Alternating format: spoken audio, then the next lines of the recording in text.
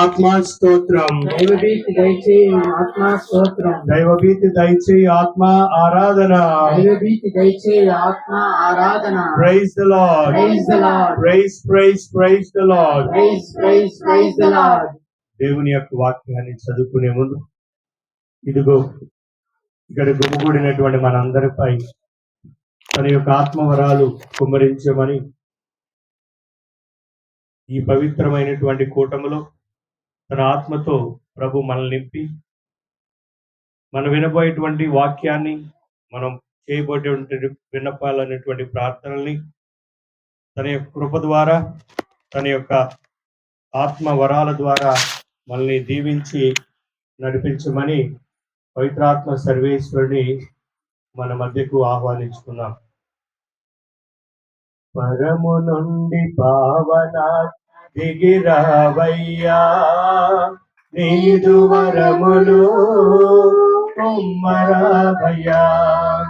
పరము నుండి పావన దిగిరావయ్యా, నీదు వరములు నింపరావయ్యా. జ్ఞానమును బుద్ధిని దైవ భక్తిని, జ్ఞానమును బుద్ధిని దైవ భక్తిని, విజ్ఞానమును ఇవ్వరావయ్యా. విజ్ఞానమును ఇవ్వరావయ్యా. పరము నుండి పావన, ఓ పరము నుండి పావనాత్మ మాపై దిగిరా. నీ యొక్క వరాలను మాపై కుమ్మరించు. మరి ముఖ్యంగా నీ యొక్క వరాలు ఈ కుటుంబం బిడ్డలపై ప్రత్యేకంగా కుమ్మరించు. జ్ఞాన వరాలను, బుద్ధిని, దైవభీతిని, విజ్ఞానమును మీరందరికీ దయచేయి. దృఢత్వమును, విమర్శను, దైవ భక్తి, మంచి మనస్సును ఈ బిడ్డలందరికీ దయచేయి. ఓ పవిత్రాత్మ సర్వేశ్వర, దృఢమును, విమర్శను, దైవ భయమును, దృఢమును, విమర్శను, దైవ భయమును, మంచి మనసును ఇవ్వరావయ్యా. మంచి మనసును ఇవ్వరావయ్యా. పరము నుండి పావనాత్మ దిగిరావయ్యా, నీదు వరములు ఇవ్వరావయ్యా. పరము నుండి పావనాత్మ దిగిరావయ్యా, నీదు వరములు ఇవ్వరావయ్యా. విశ్వాసము, శాంతము, సంతోషమును, విశ్వాసము, శాంతము, సంతోషమును, వేలెరిగిన తనమును ఇవ్వరావయ్యా. వేలెరిగిన తనమును ఇవ్వరావయ్యా. పరము నుండి పావనాత్మ దిగిరావయ్యా, నీదు వరములు ఇవ్వరావయ్యా. పరము నుండి పావనాత్మ దిగిరావయ్యా, నీదు వరములు ఇవ్వరావయ్యా. Praise the Lord. Praise the Lord. Praise, praise, praise the Lord. Praise, praise, praise the Lord. Praise the Lord. Praise the Lord. త్రియేక తండ్రి వందనం. త్రియేక తండ్రి వందనం. త్రియేక తండ్రి స్తోత్రం. త్రియేక తండ్రి స్తోత్రం. త్రియేక దేవ ఆరాధన. త్రియేక దేవ ఆరాధన. త్రియేక దేవ మహిమ. త్రియేక దేవ మహిమ. త్రియేక దేవ ఆరాధన. త్రియేక దేవ ఆరాధన. Praise the Lord. Praise the Lord. Praise, praise, praise the Lord. Praise, praise, praise the Lord. ప్రియమైనటువంటి సహోదరులారా, దేవుని వాక్యాన్ని చదువుకుందాం. యోహాను సువార్త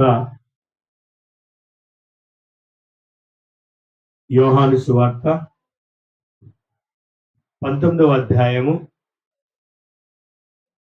యోహాను సువార్త 19వ అధ్యాయము 17వ వచనము నుండి 27వ వచనం వరకు చదువుకుందాం.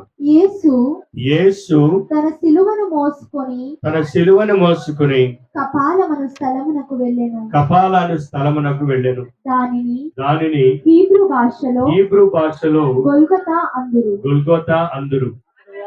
అక్కడ వారు యేసును సిలువ వేసిరి. ఆయన ఇరువైపులా మరి ఇద్దరిని అట్లే సిలువ వేసిరి.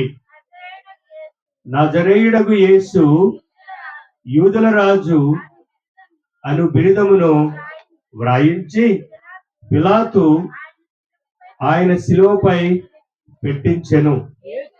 యేసును సిలువ వేసిన స్థలము నగరమునకు దగ్గరగా ఉండుటచే యూదులు అనేకులు దానిని చదివిరి.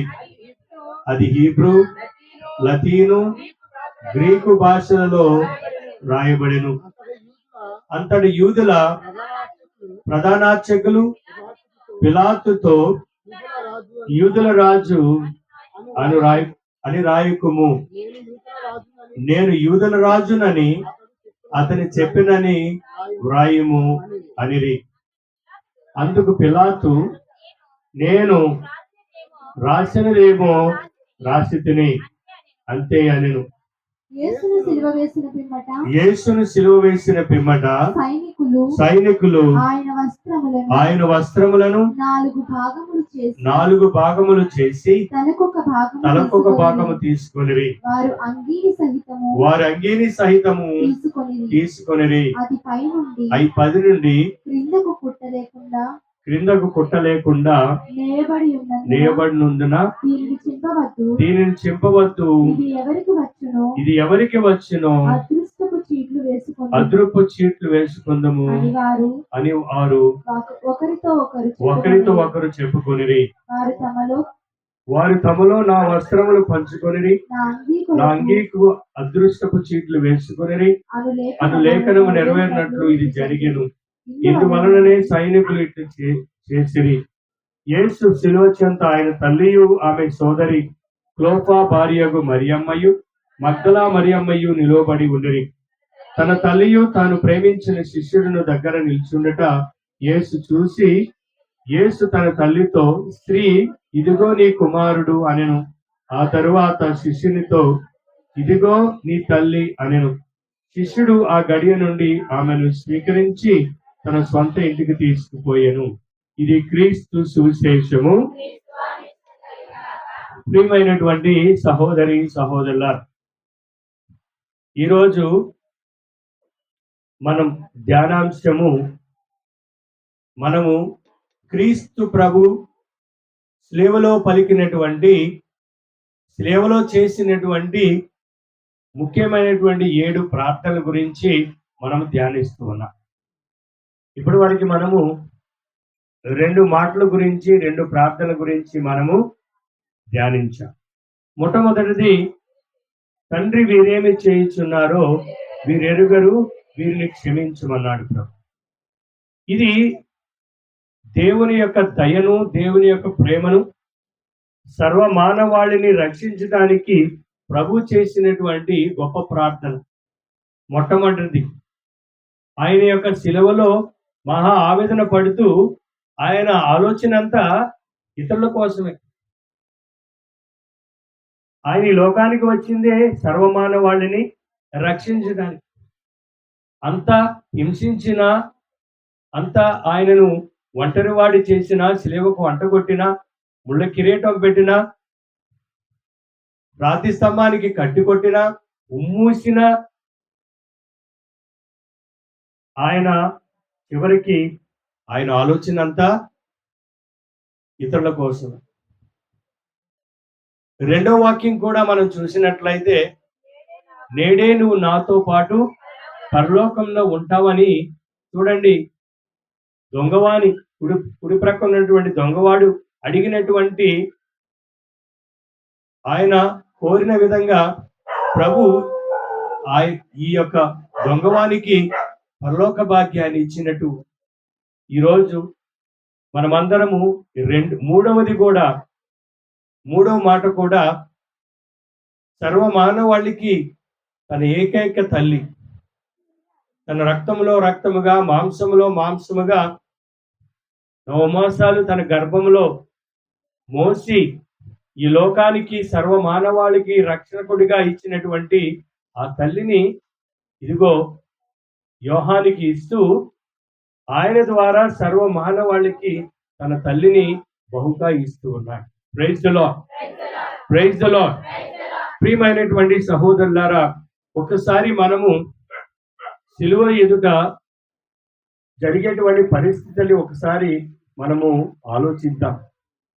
క్రీస్తు ప్రభు నిస్సహాయ స్థితిలో ఆయన సిలువకు అంటుకొట్టి వేలాడుతూ ఉన్నాడు. నిస్సహాయమైనటువంటి స్థితిలో ఆ క్షణాన సిలువ ముందు 2 గ్రూపులు ఉన్నాయి.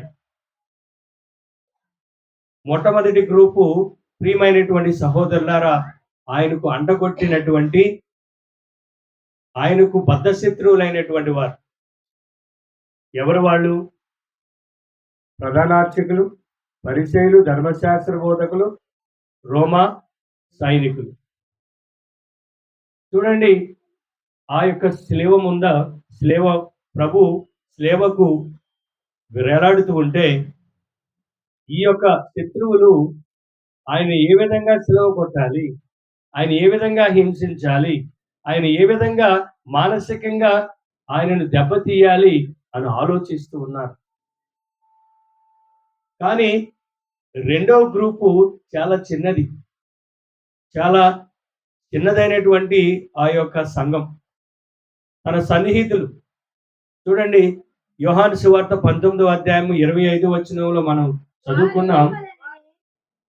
యేసు శిలువ చెంత, ఒకరు చదవండి.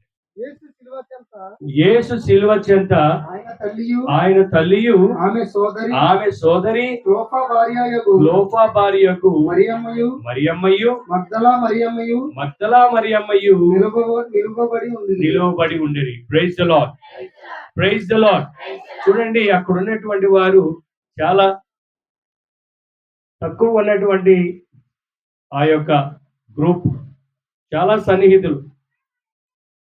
యేసు ప్రభుని మహిమలో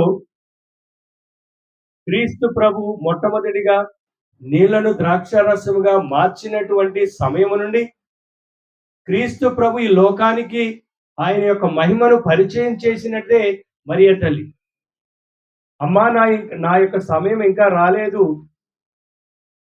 అని తల్లికి చెప్పినప్పటికీ తల్లి తన కుమారునికి, ఇదే దేవుడు నీకు ఇచ్చినటువంటి ఈ యొక్క సమయం, నీ యొక్క మహిమను, నువ్వు దేవుని యొక్క కుమారుడు అని నీలో ఉన్నటువంటి మహిమానిత్వాన్ని ప్రజలకు తెలియపరచాలి, ఇది సరైనటువంటి సమయం అని మరియ తల్లే ఈ లోకానికి క్రీస్తు ప్రభుని దేవుని యొక్క కుమారుడు, రక్షకుడు అని మొట్టమొదటిగా కానా అనేటువంటి పల్లెలో, కానా అనేటువంటి పెళ్లి పండుగలో ఆమె ఈ లోకానికి క్రీస్తు ప్రభుని పరిచయం చేసింది. ఆనాటి నుండి ఈనాటి వరకు, కల్వరి శిలువ వరకు మరియ తల్లి క్రీస్తు ప్రభు యొక్క బాటలో నడిచింది. క్రీస్తు ప్రభు యొక్క చిత్తాన్ని, దేవుడిచ్చినటువంటి ఆ యొక్క కృపలో దేవుని యొక్క చిత్తాన్ని నెరవేర్చడానికి తన వంతు ప్రియమైనటువంటి సహోదరులారా, మరియ తల్లి క్రీస్తు ప్రభుకి అన్ని విధాలుగా ఆమె తోడ్పడింది అని మనం గ్రహించాలి. ఆనాడు గాబ్రియేలు దూత వచ్చినప్పుడు, ఇదిగో నువ్వు స్త్రీలందరిలో ధన్యురాలవు, ఏళ్ళ వారు మీతో ఉన్నారు, ఏళ్ళ వారు మీతో ఉన్నారు, నువ్వు శిశువుని ఈ లోకానికి నువ్వు ప్రసాదించబోతూ ఉన్నావు అని అడిగినప్పుడు మరియ తల్లి ప్రశ్నించింది. ఏమని ప్రశ్నించింది? నేను పురుషుని ఎరుగను కదా, ఇది ఎట్లు సాధ్యమని అడిగింది. చూడండి, మరియ తల్లి అక్కడ దేవదూతని ప్రశ్నిస్తూ ఉంది, ఇది ఎలా సాధ్యం అవుతుంది? నేను పురుషుని ఎరుగను కదా, నేను ఏ విధంగా గర్భాన్ని ధరిస్తాను అని మరియ తల్లి గాబ్రియేలు దూతను అడిగినప్పుడు, ప్రియమైనటువంటి సహోదరులారా, ఇక్కడ తన కుమారుడు, తన ఏకైక కుమారుడు, తన ముద్దుల బిడ్డ, లేక పెంచుకున్నటువంటి కుమారుడు నిస్సహాయ స్థితిలో శిలువలకు అంటగొట్టి ఆయన యొక్క నిస్సహాయ స్థితిలో ఉన్నప్పుడు మరియ తల్లి ఒక్క పల్లెత్తి మాట కూడా అనలేదు. ఆమెకి తెలుసు, మరియ తల్లికి తెలుసు, తన కుమారుడు ఈ అటువంటి శిలువకు అంటగొట్టబడాలి, శిలువలో మరణించాలి, మరణించడం ద్వారానే, శిలువ ద్వారానే, ఈ యొక్క శిలువను మోయటం ద్వారానే సర్వ మానవాళిని రక్షకుడుగా రక్షిస్తాడు అని, అది దేవుని యొక్క చిత్తమని మరియ తల్లి పల్లెత్తి మాట కూడా అనలేదు. చూడండి, ప్రియమైనటువంటి సహోదరులారా, మన యొక్క దైనందిన జీవితంలో కూడా మనకు బిడ్డలు ఉన్నారు. బిడ్డలు నిస్సహాయ స్థితిలో కానీ, ఎటువంటి ఇబ్బందుల్లో కానీ, ఎటువంటి వ్యసనాల్లో ఉన్నప్పటికీ తల్లి ఒక్కటే ఆవేదన చెందుతుంది.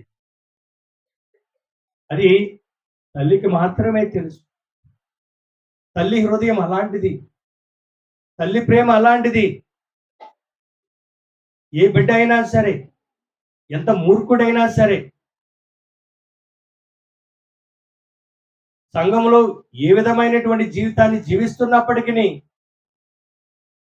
ప్రపంచమంతా, సంఘమంతా, దేశమంతా కుమారుని ద్వేషించిన, ముద్ర వేసిన, ఈ లోకంలో అందరూ వెలివేసిన తల్లి మాత్రమే ప్రేమిస్తుంది. ఆ బిడ్డ ఎటువంటి వాడైనా సరే, ఏ విధమైనటువంటి పరిస్థితులు ఉన్నా సరే, తల్లి మాత్రమే ఆ విధంగా ప్రేమిస్తుంది. ప్రియమైనటువంటి సహోదరులారా, praise the Lord, praise the Lord. నేను కూడా చాలా సార్లు తల్లులు వస్తూ ఉంటారు, నా బిడ్డకు బాగుంటలేదు, ఆరోగ్యంగా ఉండలేదు, హాస్పిటల్లో ఉన్నాడు, మరణావస్థలో ఉన్నాడు, అన్నీ సీరియస్ అంటున్నారు డాక్టర్లు అని చాలా ఆవేదనతో వస్తారు. అప్పుడు నేను చెప్పాను ఒకసారి, అమ్మా, మీ అబ్బాయికి ఇటువంటి స్థితి రావడానికి కారణం ఏంటి? ఎందుకని నువ్వు ఇబ్బంది పడుతున్నావు? ఎందుకని నువ్వు కన్నీరు కారుస్తున్నావు? ఎందుకని నువ్వు ఇటువంటి స్థితిలో ఉన్నావు? ఒక గురువుగా ఇమోషన్గా నేను చెప్పవచ్చు. అటువంటి పరిస్థితి రావడానికి కారణం ఏంటి చెప్పండి? ఎందుకు? బిడ్డ ఈ యొక్క హాస్పిటల్లో చాలా సీరియస్గా ఉన్నాడు అంటే దానికి కారణం ఏంటి? ఏదో జబ్బు చేయవచ్చు, రెండోది తాగుడు. చాలా మందికి వ్యసనాలు ఉన్నాయి కదా, తాగుడు. తల్లి ఎన్ని చెప్పినా బిడ్డలు వినరు. ఎంత మొత్తుకున్నా ఆలోచించు. చివరికి ఎవరు బాధపడాలి? ఎవరు బాధపడతారు? తల్లే బాధపడతారు. తల్లి ప్రేమ అలాంటిది. ప్రియమైనటువంటి సహోదరులారా, ఈ తల్లి కూడా మన మరియ తల్లి, దేవుని యొక్క తల్లి, నిస్సహాయ స్థితిలో కుమారుడు వేలాడుతూ ఉంటే శిలువ మీద మరియ తల్లి ఎంత నిస్సహాయ స్థితిలో ఉందో చూడండి. చూడండి, ఒక ఖడ్గము నీ హృదయాన్ని దూసుకుని పోతుంది. ఈటి చేత గుండెలో పొడిస్తే ఒక దెబ్బకి సహజంగా చనిపోతారు. కానీ ఇక్కడున్నటువంటి పరిస్థితి చూడండి, ఆమె హృదయం ఈటి చేత పొడవబడినప్పుడు అటు చావటం లేదు, ఇటు బ్రతకటం లేదు. ఎంత ఘోరమైనటువంటి పరిస్థితి అది. కుమారుని రక్షించుకోలేకపోయినటువంటి పరిస్థితి, కుమారుడికి సహాయం చేయనటువంటి నిరుత్సాహమైనటువంటి పరిస్థితి. కానీ ప్రియమైనటువంటి సహోదరులారా, మరియ తల్లి ఆమె యొక్క హృదయాన్ని మనం మెచ్చుకోవాలి. అందుకని అంటారు, ఎంత లోతు నీళ్లుంటే ఆ నీళ్లు ఎప్పుడు కదలం, మూమెంట్ ఉండదు. దాంట్లో ఉంటుందా? లోతైనటువంటి నీళ్ళలో చలనం ఉండదు. అది మరియ తల్లి ఎంత ఇటువంటి బాధను అనుభవిస్తున్నప్పటికీ ఆమె యొక్క హృదయం, ప్రియమైనటువంటి సహోదరులారా, నిండినటువంటి కొండ, నిండినటువంటి ఆ యొక్క నీరు ఎంత పదిలముగా, ఎంత స్థిరముగా ఉంటుందో ఆమె యొక్క హృదయం కూడా అంతే. Praise the Lord, praise the lord.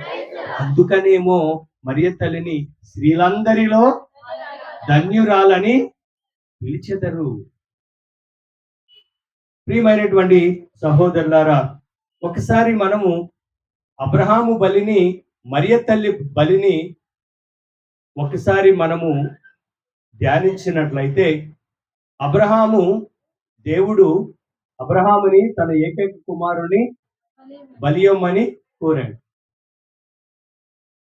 దేవునికి శిరస వహించి అబ్రహాము బలి ఇవ్వటానికి వెళ్ళాడు, సిద్ధపడ్డాడు. అక్కడ మనం గమనించాలి, కుమారుడు ఇస్సాకు తండ్రిని అడిగాడు. ఏమని అడిగాడు? తండ్రి, బలిపశువు ఏది? మనం బలి ఇవ్వటానికి వెళ్తూ ఉన్నాం, కట్టెలు ఉన్నాయి, మంట ఉంది, అన్ని ఉన్నాయి, కానీ బలి ఇచ్చేటువంటి బలిపశువు ఏది? చూడండి ప్రియమైనటువంటి సహోదరులారా, కుమారుడు అడిగినటువంటి ప్రశ్నకు అబ్రహాం యొక్క సమాధానం ఏమిటి? దేవుడే ప్రసాదిస్తాడు. Praise the Lord, praise the Lord. అదే రీతిలో మరియ తల్లి తన ఏకైక కుమారుణ్ణి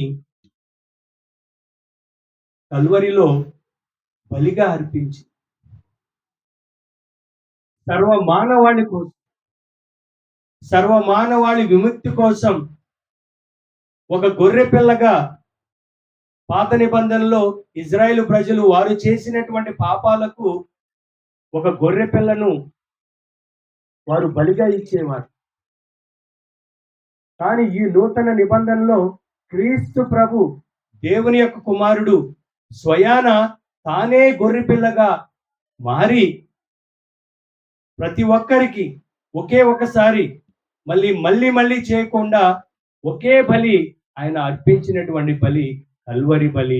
ప్రియమైనటువంటి సహోదరు, ప్రతి సంవత్సరం, ప్రతి ఏటా ఇజ్రాయేల్ ప్రజలు పాస్కా మహోత్సవానికి బలులు అర్పించేవారు, సంవత్సరాలు.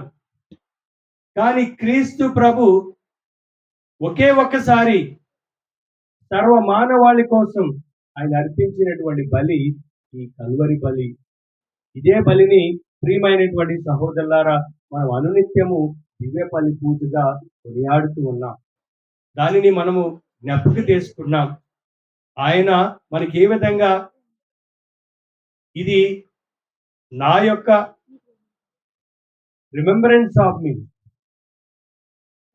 నా జ్ఞాపకార్థం మీరు చేయండి అని ప్రభు శిష్యులకి ఇచ్చిన విధంగా మనం ఆయన యొక్క జ్ఞాపకార్థము కల్వరిలో ఆయన చేసినటువంటి బలిని మనము దివ్య బలి పూజలో కొనియాడుతూ ఉన్నాం. ప్రియమైనటువంటి సహోదరులారా, praise the Lord, praise the lord.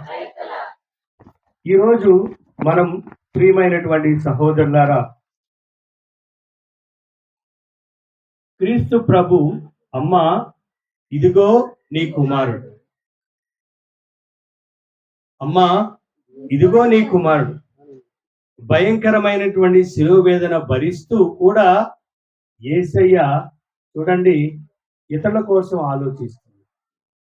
తన తల్లి కోసం ఆలోచించాడు. నా తల్లి ఒంటరైపోతుంది,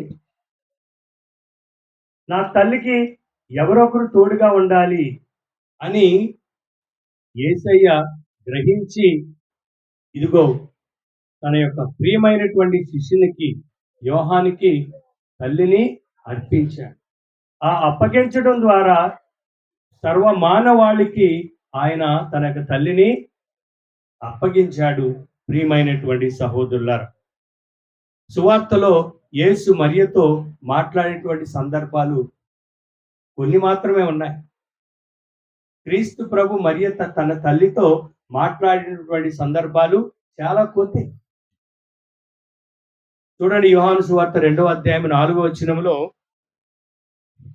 యోహాను సువార్త 2వ అధ్యాయం 4వ వచనంలో, స్త్రీ అది నాకేమి నీకేమి. కానాపల్లిలో ప్రభు మొట్టమొదటిగా తన తల్లితో మాట్లాడినటువంటి సంఘటన. రెండవది లూకాసు వార్త 2వ అధ్యాయము 43వ వచనంలో, లూకాసు వార్త 2వ అధ్యాయము, పండుగ దినములు ముగిసిన పిదప వారు తిరుగు ప్రయాణమైరి కాని బాలయేసు యెరూషలేములోనే ఉండిపోయాను. తల్లిదండ్రులు అది ఎరుగనైవి. యేసు యాత్రికుల సమూహంలో ఉండునని భావించి, ఎవరు భావిస్తున్నారు? తల్లి భావిస్తుంది. ఒకనాటి ప్రయాణము కొనసాగించి అప్పుడు వారు తమ బంధువుల్లోనూ పరిచితుల్లోనూ బాలుని వెతుకనారంభించారు. చూడండి, వెదకి ఏసారి ఆయన కొరకై వారు యెరూషలేము మరి తిరిగి వచ్చి 3 దినములైన తర్వాత దేవాలయంలో వేద బోధకుల మధ్య ఉన్నటువంటి సంఘటనను గమనించి మరియ తల్లి కుమారుడితో అంటూ ఉంది, యేసును చూసి మిక్కిలి ఆశ్చర్యపడి, అప్పుడు మరియమ్మ తన తల్లి ఏమని చెప్తూ ఉంది? కుమారా, ఎందులకు నువ్వు ఈ విధంగా చేశావు? నీ తండ్రియు నేనును విచారముతో నిన్ను వెతుకుచుంటమే కదా. Praise the Lord, praise the Lord. ఇది రెండవ సంఘటన. అదేవిధంగా లూకాసు వార్త 8వ అధ్యాయము 19వ వచనం నుండి 21వ వచనంలో చూసినట్లయితే, యేసు తల్లియు సోదరులను ప్రభు అక్కడ ఎవరైతే నా వాక్యాన్ని ఆలకించి పఠిస్తారో వారే నా తల్లియు సహోదరులు అని చెప్తూ ఉన్నాడు. అంటే అక్కడ మరియ తల్లి గురించి ఆయన చెప్తూ ఉన్నాడు. దేవుని యొక్క వాక్యాన్ని గ్రహించి దేవుని యొక్క వాక్యానుగుణంగా తన చిత్తాన్ని నెరవేర్చినటువంటిది, దేవుని చిత్తాన్ని నెరవేర్చింది ఎవరంటే మరియమ్మ, మరియ తల్లి మాత్రమే. చివరిగా ఈరోజు మనం విన్నటువంటి సువిశేష పట్టణంలో క్రీస్తు ప్రభు పలికినటువంటి 3వ మాట. ఈ కొన్ని విషయాలలోనే క్రీస్తు ప్రభు మరియ తల్లితో సంభాషణ జరిగింది. యేసయ్య చూపిన మాదిరి అమ్మా అని యేసు ప్రభు పిలిచిన పిలుపును బట్టి ఆయన శ్రమలను అనుభవిస్తున్న తన తల్లిని మరువలేదు అని మనం గమనించాలి. ఆయన ఎన్ని శ్రమలు అనుభవించినా చివరికి తన తల్లిని మరువలేదు. కానీ మన యొక్క జీవితంలో, మన యొక్క సంఘాల్లో మనం గమనించినట్లయితే 9 మాసాలు గర్భములో మోసి వాళ్ళకి మంచి చదువులు, విద్యాబోధన నేర్పించి మంచి ఉద్యోగాలు సంపాదించుకున్న తర్వాత అందమైనటువంటి భార్యలను, ఇల్లాలను తీసుకొచ్చి పెళ్లి చేసి పురుళ్ళు చేసి జీవితాన్ని సర్వము అంతా కుమారుల కోసం అర్పించినటువంటి తల్లులకి మిగిలేది ఏంటండి? ఈ రోజుల్లో ఏం మిగులుతుంది? అనాథాశ్రమం, నిస్సహాయ స్థితి. నా బిడ్డ ఎప్పుడు వస్తాడు అని 1000 కళ్ళతో ఎదురు చూసేటువంటి తల్లులకి ఈరోజు అంతా నిరుత్సాహమే. కానీ క్రీస్తు ప్రభు దేవుని యొక్క కుమారుడు మరియ తల్లిని మరువలేదు. చివరి కూడా తల్లినే స్మరించుకుంటూ మరియ తల్లిని ఈ లోకానికి అర్పించాడు. ప్రియమైనటువంటి సహోదరులారా, యోహాను ఇదిగో నీ తల్లి అని యోహానికి ప్రభు ప్రసాదించాడు. ఎందుకని యోహానికే క్రీస్తు ప్రభు తల్లిని ప్రసాదించాడని మనము ధ్యానిస్తే, మొట్టమొదటిగా యోహాను ఎవరు? శిష్యులలో ఒకడు. 12 మంది శిష్యుల్లో ఒకడు. 12 మంది శిష్యుల్లో గురువుకి ఎవరో ఒకరు ఎట్లుంటారు? ప్రియమైనటువంటి శిష్యులు ఉంటారు. మరి అటువంటి ప్రియమైనటువంటి వాడిలో యోహాను మొట్టమొదటివాడు. యోహాను మొట్టమొదటివాడు, వయసులో చిన్నవాడు, మంచివాడు. క్రీస్తు ప్రభు అంటే అంత మక్కువ, అంత ప్రేమ. అందుకనే యోహాను నమ్మి తన తల్లిని యోహానికి అప్పగించాడు. రెండవది, శిష్యులందరూ విడిచి వెళ్ళిపోయినప్పటికీ యోహాను మాత్రం విడిచిపెట్టలేదు. Praise the Lord, praise the Lord. పేతురు గారు అనేక సార్లు బొంకాడు. చాలా మంది, నేను యెరూషలేం వెళ్తున్నాను, అక్కడ మరణదండకు నన్ను అంటగొడతారు, స్లేవకు అంటగొడతారని ఎన్నో పర్యాలు క్రీస్తు ప్రభు చెప్పినప్పుడు ఈ శిష్యులందరూ మేమొస్తాం, మీతో పాటు మేము కూడా చనిపోతామని చెప్పినటువంటి వారే ఎప్పుడైతే క్రీస్తు ప్రభు బంధింపబడ్డాడో ఫరార్,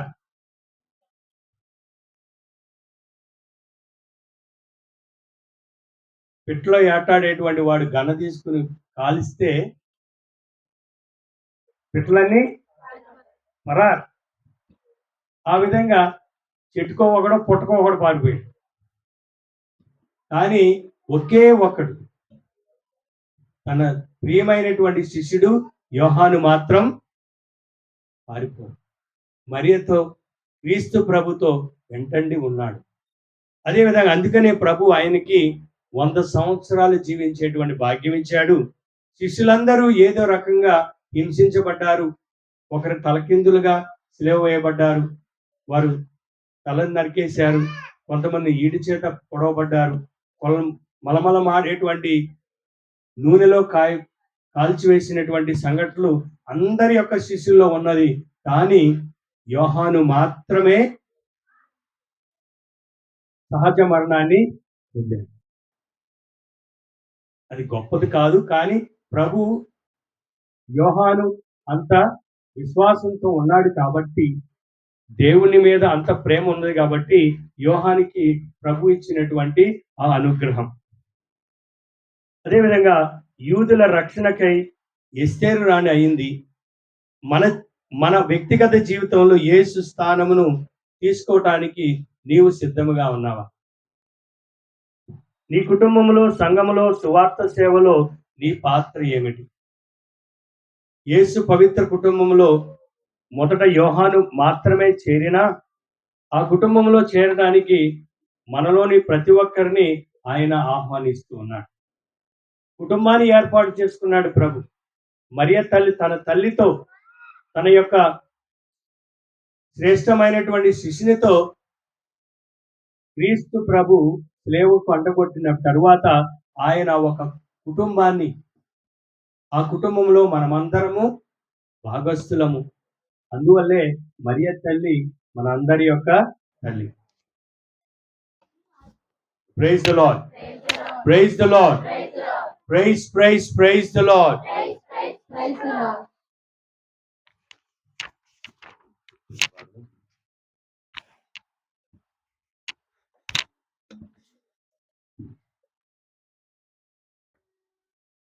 సద్గుణ రాశి ఓ మరియ తల్లి, సన్నుతించెదం సదా నిన్ను పొగడెదం. సద్గుణ రాశి ఓ మరియ తల్లి, సన్నుతించెదం సదా నిన్ను పొగడెదం. అమ్మా అమ్మా మరియా, అమ్మా మాతా, అమ్మా అమ్మా మరియా, అమ్మా మా మాత, సద్గుణ రాశి ఓ మరియ తల్లి, సన్నతించెదం సదా నిన్ను పొగడెదం. సద్గుణ రాశి ఓ మరియ తల్లి, సన్నుతించెదం సదా నిన్ను పొగడెదం. పరలోక దూతలు నిన్ను పొగడగా, దరయందు జనులు నుతించగా. పరలోక దూతలు నిన్ను పొగడగా దరయందు జనులు నుతించగా. మనుజాలి అంతటిలో మాన్యురాలవు, మనుజాలి అంతటిలో మాన్యురాలవు. మార్గము చూపెడి దేవ మార్గము, మార్గము చూపెడి దేవ మార్గము. సద్గుణ రాశి ఓ మరియ తల్లి, సన్నుతించెదం సదా నిన్ను పొగడెదం. సద్గుణ రాశి ఓ మరియ తల్లి, సన్నుతించెదం సదా నిన్ను పొగడెదం. Praise the Lord, Praise the Lord. Praise the Lord. Praise the Lord. ప్రియమైనటువంటి సహోదరులారా, శిలువకు అంటగొట్టినటువంటి క్రీస్తు ప్రభు తన బాధ్యతను ఎరిగి తల్లిని తన ప్రియమైనటువంటి శిష్యునికి ఇవ్వటమే కాకుండా సర్వమానవాళికి తల్లిగా ఆయన బహుమతిగా ఇచ్చారు. అయితే ప్రియమైనటువంటి సహోదరులారా, మనము మన తల్లిదండ్రుల పట్ల బాధ్యత ఏ విధంగా ఉంది? తల్లిదండ్రులు మీ బిడ్డల పట్ల మీ బాధ్యత ఏ విధంగా ఉంది అన్నటువంటి విషయాన్ని మనం లోతుగా ఆలోచించాలి. కుటుంబము ఎడల బాధ్యత కలిగి ఉన్నామా? యోహాను సువార్తలో మరియమ్మ గురించి 2 సందర్భాలలో మాత్రమే మనం చూస్తాం. మొదటిది కానాపల్లి వివాహము, రెండవది కలువరి కొండ. ఈ 2 సందర్భాలలోనే మరియ తల్లి క్రీస్తు ప్రభు యొక్క జీవితంలో, క్రీస్తు ప్రభు యొక్క ఆ యొక్క బహిరంగ జీవితంలో క్రీస్తు ప్రభు మరియ తల్లి గురించి చెప్పబడింది. అయితే క్రీస్తు ప్రభు ఎంత బాధ్యతయుతముగా తన తల్లిని తన యొక్క శిష్యునికి అప్పగించి విధానాన్ని మనము కూడా ఒక సుమార్తుగా తీసుకోవాలి. ముఖ్యంగా బిడ్డలు 3 ముఖ్యమైనటువంటి బాధ్యతలను ఎరగాలి. ప్రతి ఒక్కరు 3 ముఖ్యమైనటువంటి బాధ్యతలను మనము స్వీకరించాలి. మొట్టమొదటిది దేవుని ఎడల బాధ్యత, దేవుని యొక్క బాధ్యత. రెండవది సంఘం ఎడల బాధ్యత. మూడవది కుటుంబం ఎడల బాధ్యత. ఈ 3 ముఖ్యమైనటువంటి బాధ్యతలు మన అందరిలో ఉండాలి. నిజమైనటువంటి భక్తి బాధ్యతను నెరవేర్చి విధముగా ఉండాలి. బాధ్యతలను విస్మరించకూడదు. ఇది చాలా ముఖ్యమైనటువంటిది. ఒక కుటుంబాన్ని మీరు ఏర్పాటు చేసుకున్నారంటే, ఒక యువతి ఒక యువకుడు కుటుంబంగా ఏర్పాటు చేసి దేవుని సమక్షంలో, అభిషక్తుడైనటువంటి గురువు సమక్షంలో వారు ఒకటయ్యి ఒక కుటుంబాన్ని ఏర్పాటు చేసుకున్న నాటి నుండి వారు దేవుడిచ్చినటువంటి బాధ్యతను ఎరిగి జీవించాలి. ఒకరి పట్ల ఒకరికి బాధ్యత, వాళ్ళ ప్రేమ బంధానికి కలిగినటువంటి బిడ్డల విషయంలో ముఖ్యమైనటువంటి బాధ్యతను మనము ప్రదర్శించాలి, అది తీసుకోవాలి. ప్రియమైనటువంటి సహోదరులారా, మనము మన తల్లిని ఏ విధంగా, తల్లిదండ్రులను ఏ విధంగా ప్రేమిస్తున్నామో ఒకసారి మనల్ని మనము పరీక్షించుకోవాలి. నేను చాలా సందర్భాల్లో చెప్పాను, తల్లిదండ్రుల్ని మనము గౌరవించాలి, ప్రేమించాలి, వాళ్ళకి సమయాన్ని గడపాలి. నేను చాలా సందర్భాల్లో నాకు తెలిసినటువంటి వారే తల్లి కానీ ఎవరు కానీ వస్తే చేదరించుకుంటారు, హార్ష్గా మాట్లాడతారు, కోపడతారు. చాలా సందర్భాల్లో నేను చూశాను. తల్లి ఏదైనా అడిగిందంటే చాలు ఎక్కలేనంత కోపం వచ్చింది, ఎక్కలేనంత రోషం వచ్చారు. అర్థం చేసుకోలేదు తల్లి. తల్లిని మనం తల్లిదండ్రులను గౌరవించాలి, తల్లిదండ్రులను ప్రేమించాలి. తల్లిని సన్మానించువాడు నిధిని చేకున్నట్లని శిరాపుత్రుని యేసు జ్ఞాన గ్రంథం 3వ అధ్యాయము 3వ వచనంలో మనం చూస్తాం. శిరాపుత్రుని యేసు జ్ఞాన గ్రంథము తల్లిని సన్మానించువాడు నిధిని చేకున్నట్లే 4వ వచనం అది. అదేవిధంగా తల్లిని సంతోషపెట్టువాడు దేవునికి విధేయుడినట్లే. శిరాపుత్రుని యేసు జ్ఞాన గ్రంథం 3వ అధ్యాయము 6వ వచనం చివర తల్లిని సంతోషపెట్టువాడు దేవునికి విధేయుడనట్లే. మరి నా తల్లిని నేను విధేయిస్తూ ఉన్నానా, సంతోషపెడుతూ ఉన్నానా? అన్ని సందర్భాలలో నా తల్లిని నేను ప్రేమిస్తూ ఉన్నానా? నా తల్లి యొక్క కోరికలు నేను తీరుస్తూ ఉన్నానా? నా తల్లికి నేను ఎప్పుడు అందుబాటులో ఉన్నానా? చూడండి ప్రియమైనటువంటి సహోదరులారా, కుమారుడు సంఘంలో హీరో, అన్ని పనులు చేస్తాడు, అందరికీ సహాయం చేస్తాడు. కానీ ఇంట్లో ఉన్నటువంటి తల్లికి, నిస్సాయితులు ఉన్నటువంటి తల్లికి సహాయం చేయడానికి చేతులు రావు. ముందుగా మీ బాధ్యత మీ కుటుంబం, మీ బిడ్డలు, మీ తల్లిదండ్రులు, తర్వాతే బయటవాడు. అది దేవుడు మనకిచ్చినటువంటి బాధ్యత ప్రియమైనటువంటి సహోదరులారా. అందుకనే పునీత పౌలుడు తిమోతికి రాసిన లేఖ, మొదటి లేఖ 5వ అధ్యాయం 8వ వచనంలో ఈ విధంగా చెప్తూ ఉన్నాడు. పునీత పౌలుడు తిమోతికి రాసిన మొదటి లేఖ 5వ అధ్యాయం 8వ వచనం.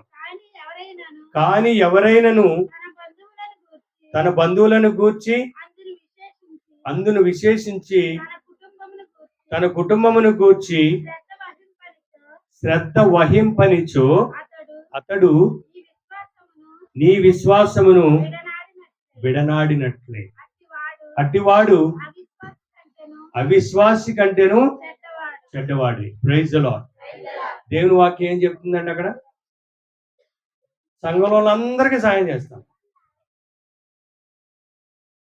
సంఘంలో అందరికీ మంచివాడు.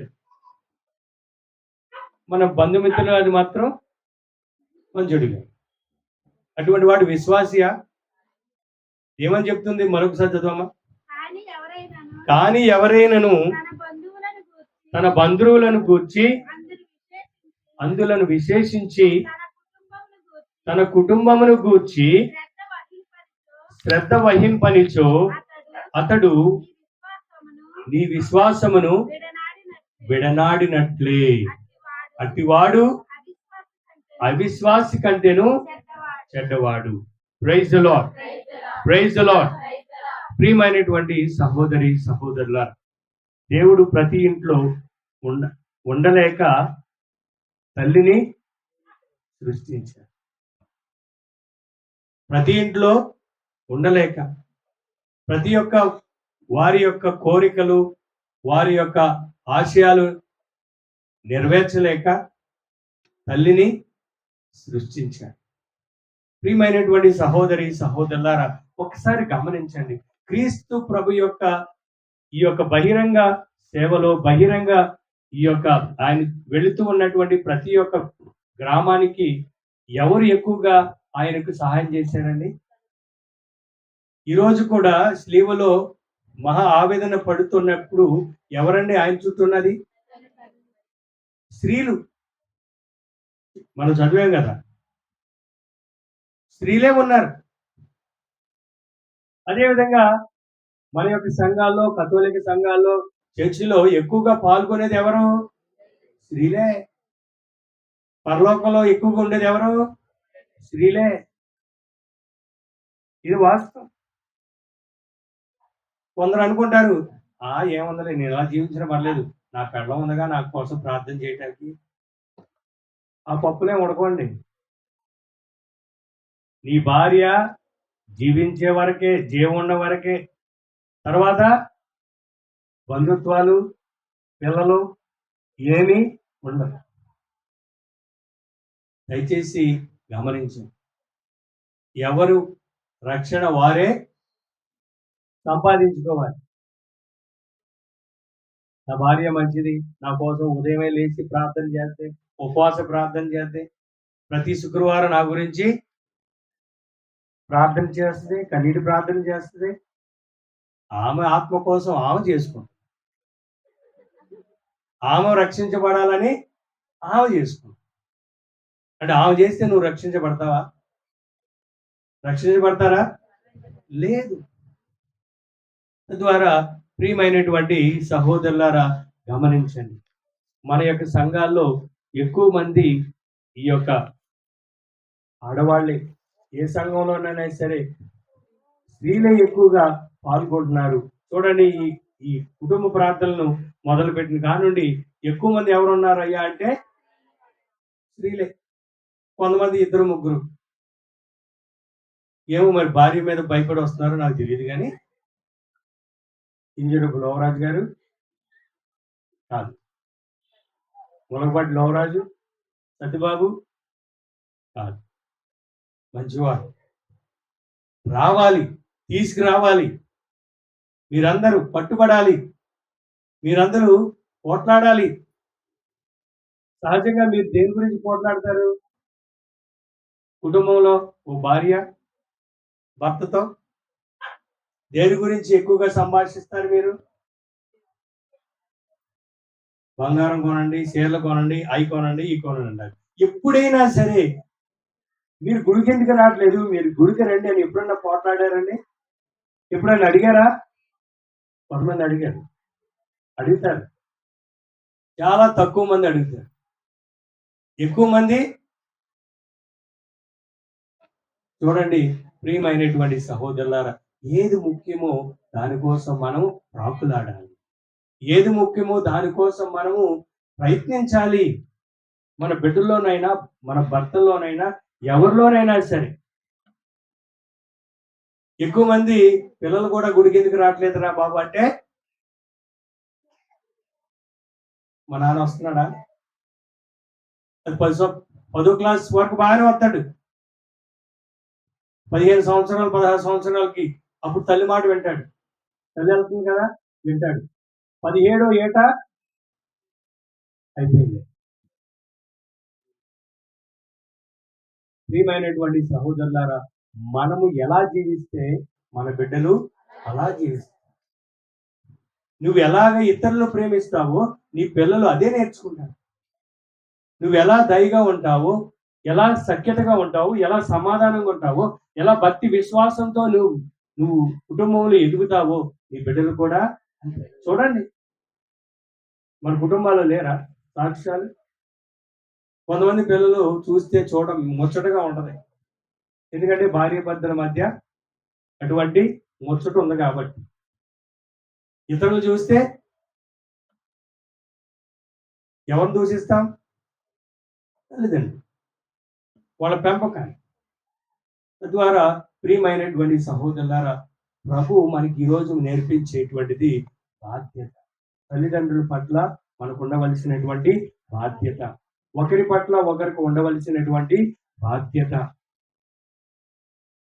చివరిగా జరిగినటువంటి ఒక సంఘటన, ఒక రాజుగారు తన 3 మంత్రులను పిలిచి అడవికి వెళ్ళి మీరు మంచి ఒక సంచి నిండా పండ్లు తెమ్మని వాళ్ళకి ఆజ్ఞ ఇస్తారు.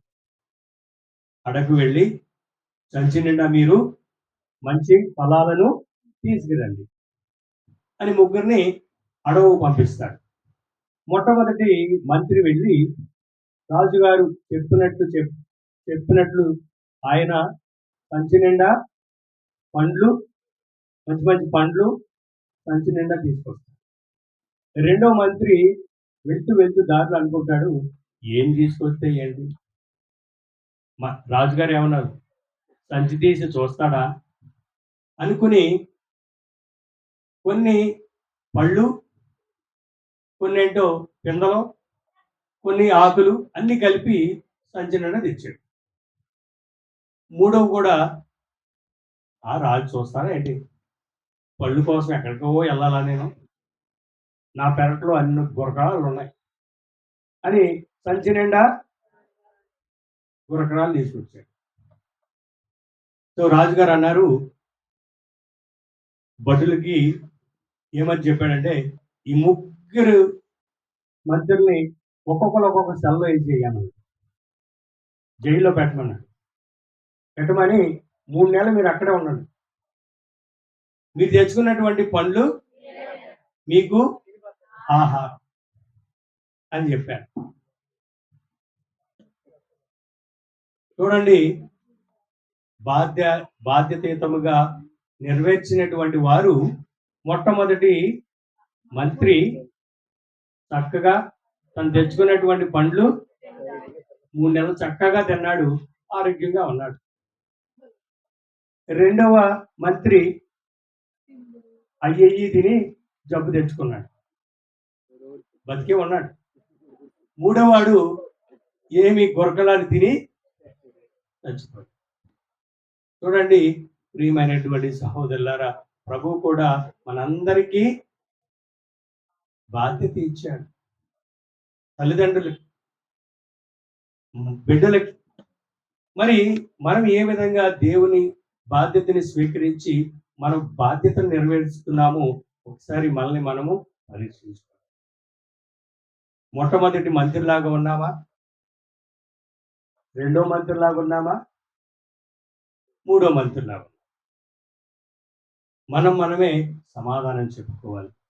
మరి ఇటువంటి బాధ్యతను ఎరిగినటువంటి మనం ప్రభుని ఎల్లప్పుడూ స్తుతిస్తూ ఆరాధిస్తూ, మన బిడ్డల కోసం, మన బంధువుల కోసం, అందరి కోసం అనునిత్యం ప్రార్థించాలి, అనునిత్యము ప్రేమించాలి, అనునిత్యము సఖ్యతగా ఉండాలి, అందరూ బాగుండాలని కోరుకోవాలి, అందరూ దేవుని చేత దీవించబడాలని కోరుకోవాలి, అందరూ ఆరోగ్యంగా ఉండాలని కోరుకోవాలి.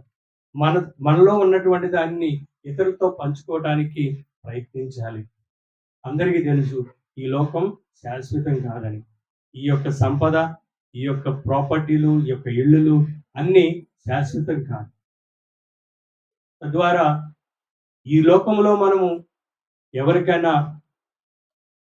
ఆకలిగా ఉన్నప్పుడు ఆహారాన్ని ఇస్తే, పరలోకమైనటువంటి మన దేవునికి ఇచ్చినట్లు. ఎవరైనా వస్త్రహీనంగా ఉన్నప్పుడు మన వస్త్రాన్ని ఇస్తే మన దేవునికి ఇచ్చినట్లు. మనకున్న దాంట్లోనే స్థలాలు కానీ ఏదైనా సరే పంచుకుంటే నా దేవునికి ఇచ్చినట్లు. ఈ అత్యల్పులలో ఎవరికైనా మీరు ఏది చేసినా అది నాకు చేసినట్లని ప్రభు చెప్పాడు. కాబట్టి మరి మనకున్న దాంట్లోనే సంతృప్తిగా ఉండి బాధ్యతయుతంగా జీవించడానికి ప్రయత్నిద్దాం. Praise the Lord, praise the Lord. Prakash 10 నిమిషాలు